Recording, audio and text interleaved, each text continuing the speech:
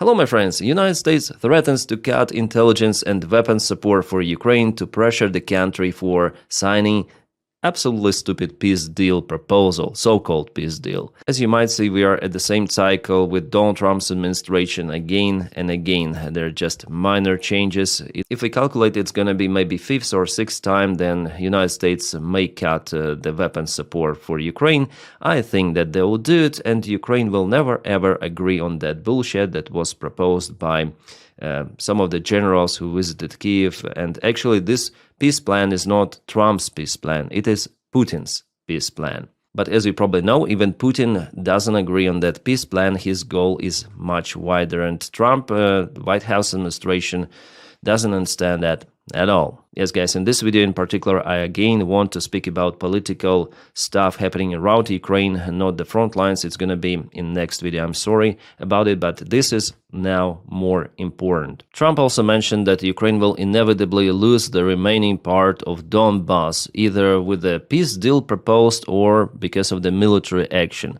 But there is one big but. Yes, Ukraine has big chances to lose Donbass, but it might take few years and thousands of the life losses for Russia. Yeah, also Ukraine will lose its best warriors, but giving Russia territory just like that with some of the crazy, hazy proposal and those foggy security guarantees which were mentioned, there's actually no details, precise details about those security guarantees which Donald Trump's administration could propose.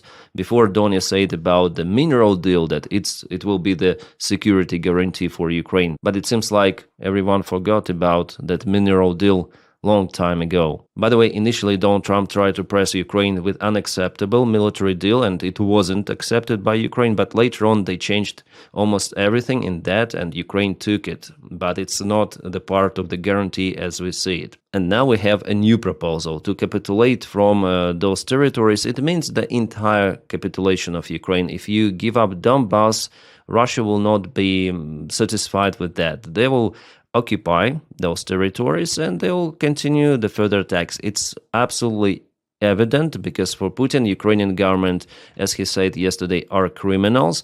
Ukrainian regime is not fulfilling its obligations, and the goals of the special military operation should be achieved in any case. And those goals, they are not saying that, okay, Russia should occupy Donbass and be happy with that. No, Donbass is not in the goals at all. It's about denazification, demilitarization, for Ukraine not to be a NATO member, for implementation of the Russian influence in Ukraine. It means Russian Orthodox Church, which is not the church but the daughter company of the Russian FSB, implementation of the Russian language, and denazification, that means cancellation of the Ukrainian identity, making Ukraine the second Belarus. Absolutely puppet regime dictator state, and the Russians will take more territories for them, leaving probably the part of Ukraine as Ukraine to have one more vote in the United Nations, just like that. But it would not be a sovereign state at all. That's the main goal of Russia, not Donbass. Russia, look at Russia. I think will not have enough space here to show Russia itself. And Russia is concerned about Donbass.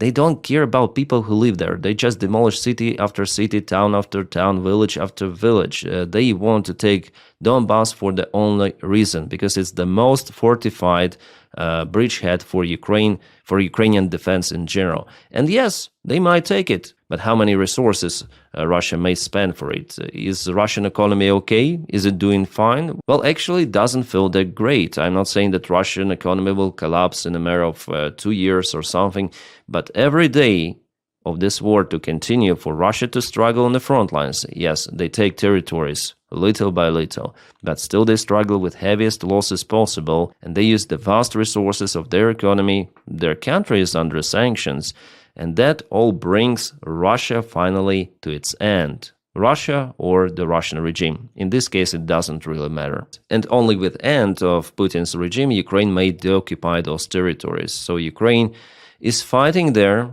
to get time for defense, and forcing Ukraine to give up the most fortified area for something on the paper.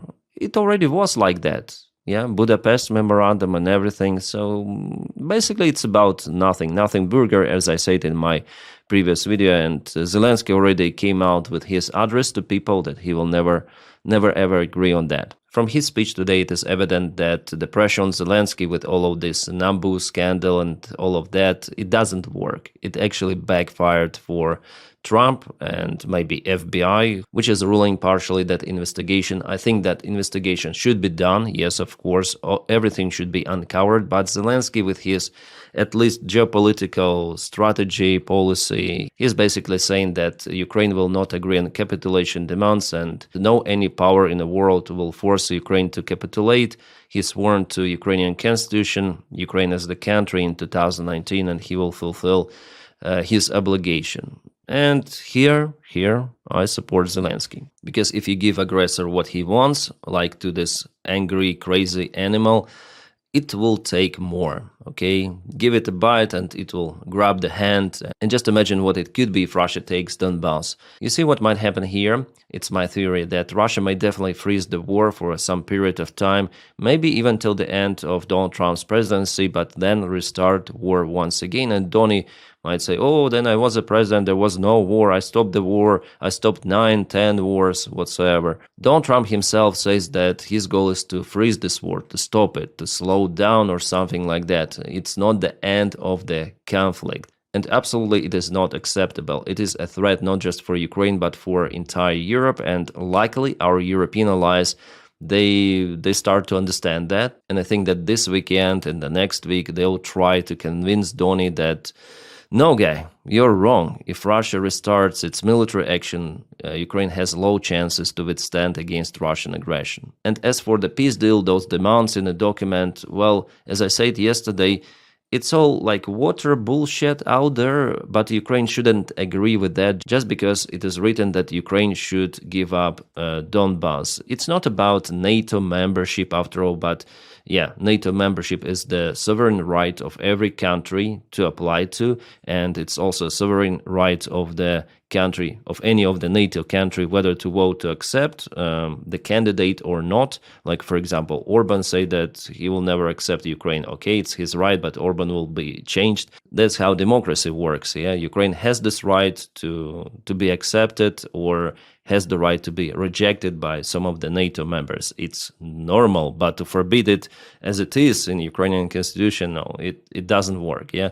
But even if we are not speaking about NATO, the main point that Ukraine should give up its lands voluntarily with the people who live there. Like, okay, you go to Kramatorsk and say to, okay, you are now Russians. Yeah, guys, we are giving you to Russia. It's not about the land itself, yeah? Also, there are people living, people who don't want even to leave their houses at the current front line. They're so connected to the land. They were born there, they were raised there, and force them to become Russians, like, it's inhumane, yeah, it's immoral. And no Ukrainian president, it's not just about Zelensky, anyone would never ever agree on that. That's basically betrayal, treason. And the next unacceptable point in this document, which I forgot to mention yesterday, that Ukraine should give up the part of its weapons. No, it's the only guarantee for Ukraine is the Ukrainian army. That's it. Allies, not allies, but Ukraine was left mainly alone at the very beginning of the war in 2022. It relied on its own forces and was capable to repel Russians from multiple of Ukrainian regions. Russians failed. Then Ukraine didn't have any Abrams tanks, Leopard tanks, HIMARS, M777s or something like that. Yeah, only some of the javelins, but we understand that it was not really the main factor. Maybe some of the Russian tanks were destroyed by javelins, but Ukrainian army in general was capable to repel that massive attack. Somewhere, yeah, not everywhere, still Russians occupied South. Well, Zelensky still tries to communicate with the White House. Today there was the conversation between him and J.D. Vance, plus Secretary of the Army Driscoll, who attended Kyiv just yesterday. So Ukraine has always respected and continues to respect Trump's desire to end the bloodshed, and we view every realistic proposal positively. So the current proposal is not realistic, it is understandable. And again, all of that water in document could be accepted unless territorial concessions, and demilitarization of Ukrainian army. That's it. The rest are pretty much accepted in conditions of Ukrainian position. It really is, because there is nothing about like real betrayal or treason. So if you remove those two points, which are main for Russia, it's understandable. Ukraine may even sign it. It's like with this grain deal that was not agreed at first, but later on was corrected. So here Ukrainian government is doing proper job, not agreeing on that bullshit. Yesterday I forgot to say that there are no any concessions from the Russian side in that document. Absolutely nothing. Just Ukraine has been pushed. White House says that Russians started to be more active on the front lines, and also this corruption scandal. So of course they'll push the weaker side here, Ukraine. Ukraine is way weaker than Russia. For Donald Trump, it is no difference between aggressor and victim, and for him, any sort of the outcome is good for this war to end. If it's temporary, if it ends during his term and till the end of his term, it's fantastic scenario for Donald Trump. But how Europe could handle the further aggression or Ukraine, he doesn't really care. So the stable peace is not possible with the current White House administration and basically with Putin. It's not about White House, all right? It's just delusional Trump who supports aggressor in this way. It's about Putin. It's all about Putin. He started this war. He should end it. And no United States president has the actual lever on Putin. Despite sanctions, Russia will continue. The idea here from Russia with this peace deal that was prepared by Russia is to replace responsibility from Putin to Zelensky. It's not Russia that wants this war, it's Ukraine that wants this war to continue. In this attempt, they want to get rid of the sanctions and Ukraine to stay without any military support. And there is the information that the United States will even cancel this Pearl program for Europeans to purchase American weaponry for Ukraine. Of course, it's very bad, and Ukraine in this case will lose way more territories. What is also very important that Ukraine gets Patriot missiles from the United States of America. Those are only missiles, PAC-3, which are capable to shut down Russian ballistics. So by canceling Ukrainian military support and Ukrainian air defense, Donald Trump will cause more life losses even among Ukrainian civilians.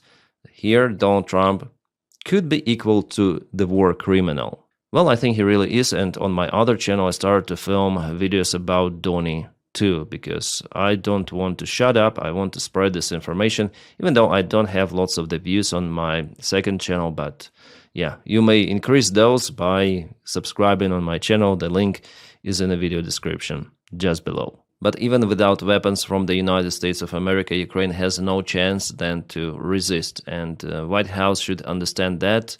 And just imagine Donald Trump being asked the questions why he cancels the support of Ukraine, and Melania may again say to him, you see what Russians are doing? Like, for example, the day before yesterday, Russians hit one of the civilian buildings in Ternopil. There are more than 30 casualties out there. It was a deliberate strike with the Russian cruise missile. There are tons of the videos from the place. So Trump will be pushed also from within to resume the military support as it happened well before. It's not a popular step for Donny, and he's unpopular now in the United States in general. So I don't think that he really may cancel the support of Ukraine for extensive period of time. He will be pressed by journalists, by politicians, by people basically in the USA. I see that according to the polls, even MAGA community is changing its opinion in favor of Ukraine little by little. What I also want to say that there are issues in Ukrainian army, big problems actually, within the army command, with government, and Ukraine should reform. It is not Donald Trump that causes those issues. It is Ukraine itself, unfortunately. And without those reforms, Ukrainian army will continue to lose ground even more. And by the ground, I mean not just terrain, but also soldiers, civilians, and settlements, villages, everything. So as many of the Ukrainian volunteers, Ukrainian officers, I'm calling for reforms in Ukrainian army. Without those, with the cancellation especially of the American support for Ukraine, of course, it's going to be very hard for Ukraine to withstand in extensive period of time, like for many years, all of those Russian attacks. Enemy is strong, enemy is big, it has more resources, and Ukraine absolutely should change to consolidate resources and to boost morale of people. Because now many people, to be honest, demoralized. Yeah, not because of Trump, but because of internal issues. I said about it on my channel, and I continue to tell about it. Those reforms, I think, will be conducted because there is no other way for Ukraine to survive. With that, guys, please support the job that I do on my channel by following me on Patreon and also membership. The link for my Patreon is in the video description just below. Membership, you may press the button join over here. Thank you so much for making this content possible. And today, I promise you to film one more video. I have kind of the short interview with one of the influencers very soon, and later on I'm gonna film one more video with frontlines. Not only there are multiple of the news coming, the general digest of what is happening around Ukraine. So stand by for it, and yeah, I forgot to say, press the like to this video and subscribe for the channel. It always helps. My friends, I wish you all a peaceful sky wherever you are, and have a great time.